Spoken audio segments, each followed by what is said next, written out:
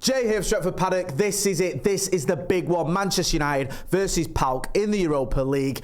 I don't know about you, Joe Smith, but when I was a lad, this was the kind of game that I dreamed of. Manchester United in a mid-table Europa League clash against the mighty PAOK. Oh, well, I wish it was mid-table clash because we're 24th and they're 30th.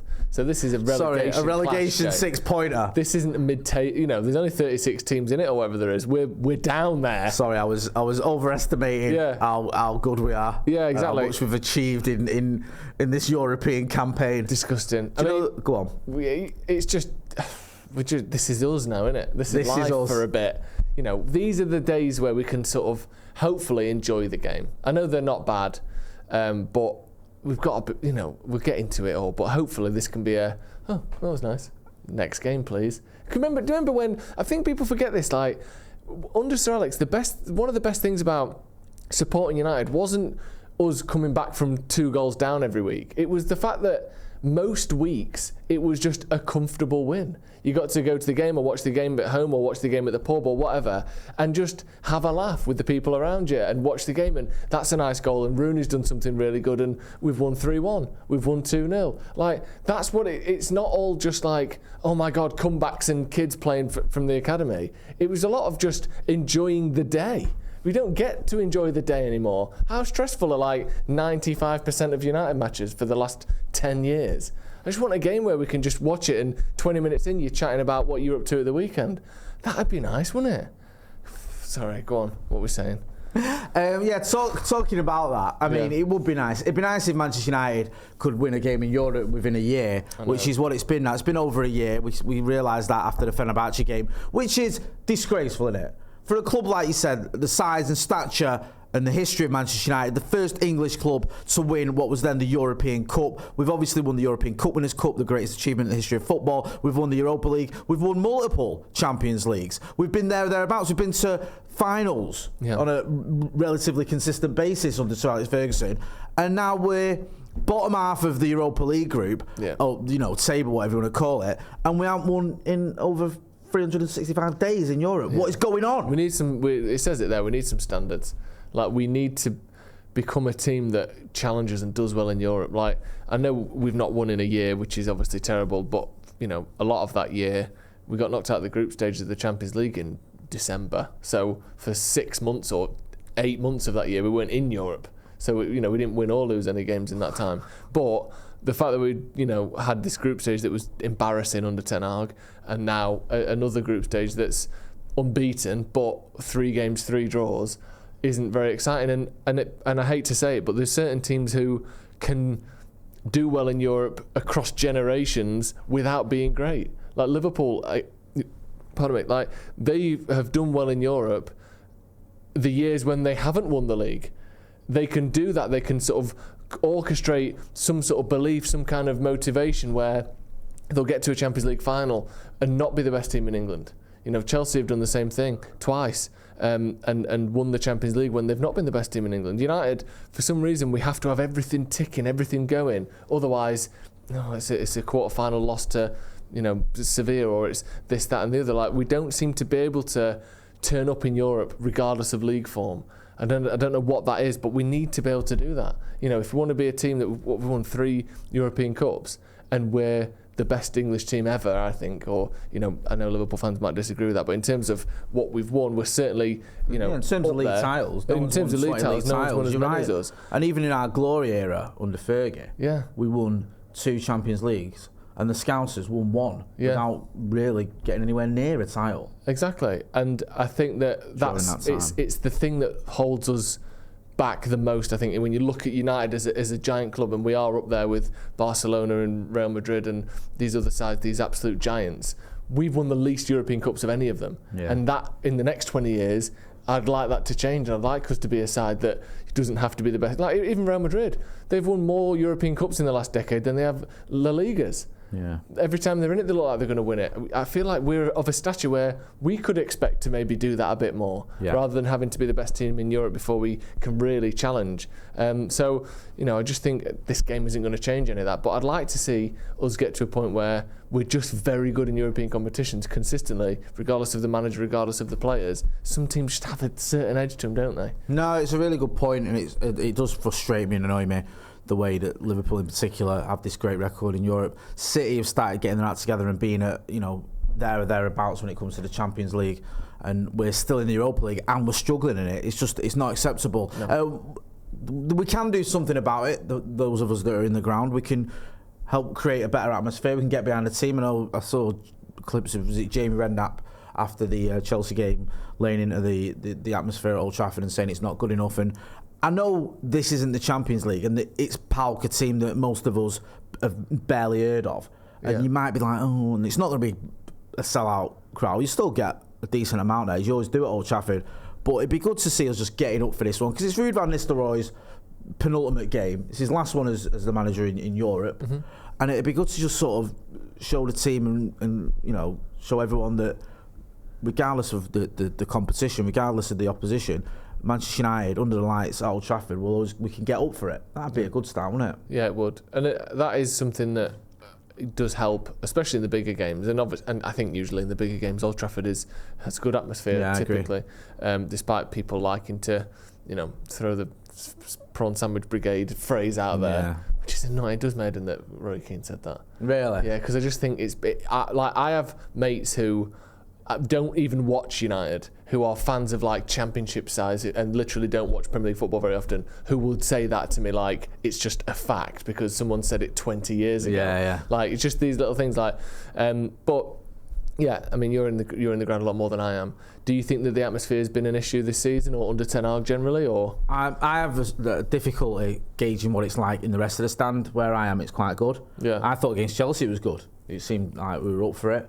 I know the game wasn't great, but the crowd seemed up for it, and then afterwards I saw people sort of criticising it, which surprised me a little bit. So I think the atmosphere at Old Trafford has been better over the last sort of 7 or 8 years than a lot of, and probably even since Fergie retired, than a lot of other fans who've had more to cheer about, other stadiums have had more to cheer about. We haven't won a title or had a real title challenge during that time yet. I think we've had some really good sort of atmospheres, and I think the singing section and CRA and all the other bits and pieces that the club have done or fans have done with the club have had an effect. But I also think you can do more, and I think this is a game where you look at it and go, this could be one of those where it's a bit quiet because no one can be bothered.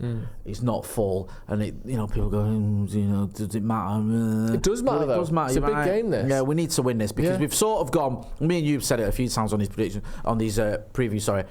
The group's that big and you can finish that low that you're almost impossible not to qualify. Well, it's not impossible not to qualify, and we're testing the waters with that because we're dangerously close to getting to that point. And I think this is a game where if we lose this game, we're going to be in serious trouble. And also, if we win the final 4 games of the group, or I think it's 4 left, there's 7 games in there, we might be able to qualify automatically and save ourselves a couple of games so we can train a little bit more, get players back fit, understand Amarim's system. Like, that's not out of the realms of possibility either here. So let's just start winning some games, shall we? Ruud will want to win as well. He won't want to be coming as caretaker and win 1 out of his first 3 games. No. That looks bad, especially when you're looking at the standard of the opposition. Yeah. With all that being said, then let's talk about predicted 11s. I think we've got. Let's start with yours. Okay, yes, why not? Make a bit of a change today. Part of me was thinking, is he going to throw a few youngsters in? There was a couple of youngsters in training. I don't think he will. I think he might mix it up a little bit, but I think it's going to be one of those where I'm not going to go with my strongest team. I'm going to rest a few players for the Leicester game at the weekend. Excuse me. But I am going to put a pretty decent team out there because, like I said earlier, we need to get a win. So the back 4, I've gone with Onana in goal. I think he will keep his place. I know you might be tempted to play behind here, but I think he'll stick with Onana. This is predicted, by the way. I'll go with Martinez at left back, Johnny Evans at left centre back, De Ligt at right centre back, and the greatest player in the history of association football, Nusayr Mazraoui as right back. I think Delon needs a bit of a breather. I've got Casemiro, Eriksen, and Bruno Fernandes. Is Eriksen fit again now then? I think he's been in training. I saw footage of him in training, so I'm guessing he's fit. If he's not, obviously he's not going to be in the team, but he's in training, so I'm taking it as though he is. I've got Marcus on the left, Diallo on the right, and I've gone Xerxes in the middle, and that's a bit of resting Rasmus Højlund for the game against Leicester. I think he'll start, and also this could be a game where Xerxes can maybe get amongst it. It's a team that is beatable. He could do with maybe a little bit of a confidence boost. Yeah. And this could be the opportunity for him, because I think it's too early to give up on him, but I've seen a lot of fans not too enamoured on the former Bologna man. No, I mean, we can cut to my team. We'll talk straight about Xerxes straight away, because I've got Xerxes. I've got the same front line as you, basically. Yeah.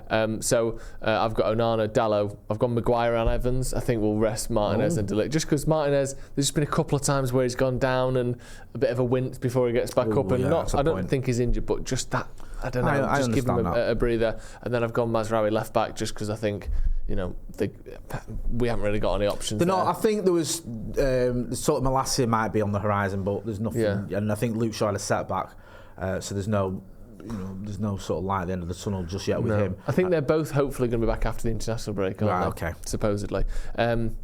Saw Lenny Yoro in training as well, getting cheered by his teammates as he's come back to proper training, which is good. Midfield, I've gone Casemiro and Ugarte. Just stick with them. I think they've been all right. I think they're good energy, and especially against a lower quality side in PAOK or PAOK. I think that they should be more than enough, and let's give Eriksen actually a bit of time to get ready rather than rushing him. And then the front four, same as yours. Ahmad needs some minutes, Xerxes needs some confidence, and I'd keep playing Rashford. As we always say, he's the sort of player that he can get confidence from scoring a couple of goals in these games, and he needs the numbers, because he's someone that, more than almost any player I've ever seen, is judged purely by goals and assists rather than any other metric. How dangerous he is in the game, how well he links up, none of that seems to count with Rashford. It's just goals and assists only, so get him playing in this game and get his numbers up a bit. Yeah, I agree with that. I think you make a great point. I was just thinking, Yoro signed by Ten Hag, and he didn't play under him. No. When's the last time that happened at United with a player? Didn't you say Zaha? Was that Wilfred Zaha? Is that the one? Definitely happened. Yeah, that was Fergie on it. Has there been any others? I can't imagine there being any others. No, because I think all the other managers got sacked mid-season. Yeah, whilst the players they'd bought in had already played.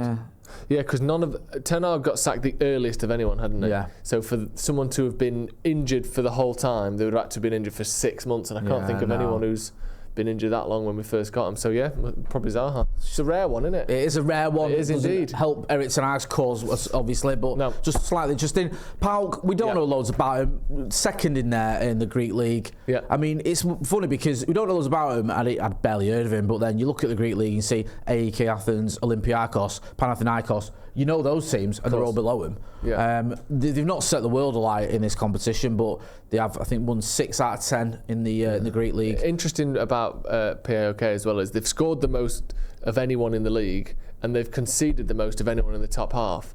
Brilliant. So they're not, it's expect chances to be created and allowed by PAOK. That's what we want. We want exciting games. Exactly. We've had enough dross this season. With all that being said, before I ask you for your score predictions, make sure you get your phones out, film yourself in landscape, and send it. We want a score prediction, about 30 seconds. Send it to Stretford Paddock. No, what's the Paddock Match Day? I've only been doing this for about 6 years. Forgive me. 6 years. It's paddockmatchday@gmail.com. Send us your score prediction there, and we will use that as part of our pre-match build-up for the watch along. Yes. Joseph, give us your score prediction, please. I think we'll win. Yes. We've got to win. Yes. They're not that good. They've won one, drawn one and lost 2 of their 3 games. Imagine not winning in the Europa League. Unbeaten over Pathetic. it. I'm going to say 3-1. Let's get a few goals in the back of the net. What do you think? Actually, I'm going to change that to 2-0. I think we'll keep a clean sheet, yeah. Yeah, 2-0. I think we'll keep a clean sheet, so I'm going to go 2-1. So smart. Hey. Yeah, get involved in the chat in the comments. Let us know whether you agree with myself or Joe. Don't forget to hit like, share and subscribe. We're going to be back with the watch along. Who's with you? I've got myself. Yes. I've got Ronaldo. I've got Nathan Ellington. Oh, mate, bringing out the big guns there. Potentially a 4th member of the watch along as well. Really? Yes. Could be more. Could be more. This is amazing. More than you've ever absolute imagined. Big guns. So make sure you're checking that out. It's going to be good stuff. That's been Joe Smith. Don't forget to check him out on the Sloppy Joe's podcast as well. I'm Jay Moy. This has been a preview of Manchester United versus PAOK. Thanks for watching.